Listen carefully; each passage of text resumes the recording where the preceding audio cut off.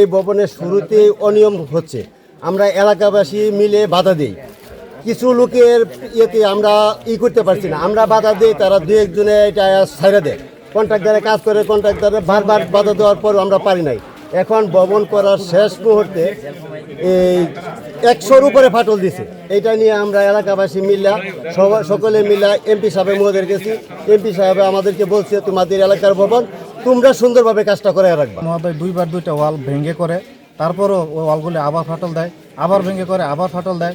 অনিয়ম ও দুর্নীতিতে এই ফাটলগুলি তিনি বদ্ধ করার চেষ্টা করলেও কিন্তু করতে পারেন নাই। বর্তমানে স্কুলটি খুবই ঝুঁকিপূর্ণ আছে।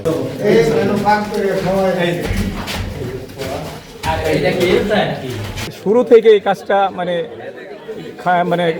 খারাপ হয়েছিল এবং এটার পিলার আঁকাবাঁকা এবং যে ব্লক দিয়ে এটার যে বেড়া নির্মাণ করা হয়েছে ওইটাও ফাটল দেখা দিচ্ছে, শতাধিক ফাটল। এটা অত্যন্ত ঝুঁকিপূর্ণ,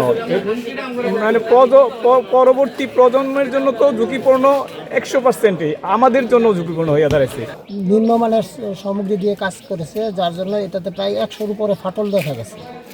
এখন এলাকাবাসীর পক্ষ থেকে আমাদের একটাই আবেদন ঊর্ধ্বতন কর্মকর্তার কাছে, যে এটা যেন সুন্দর করে আমাদেরকে একটা ভালো ভবন উপহার দেওয়া হয়। আমরা বারবার বাধা দেওয়া সত্ত্বেও পরে কিছু জোর করে কিছু কাজ তারা করছিল।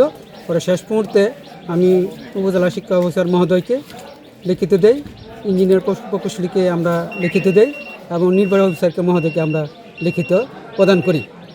করার পর এখন এটা ঊর্ধ্বতন কর্তৃপক্ষের বিবেচনাধীন আছে, তারা বিষয়টা দেখে সিদ্ধান্ত নেবেন।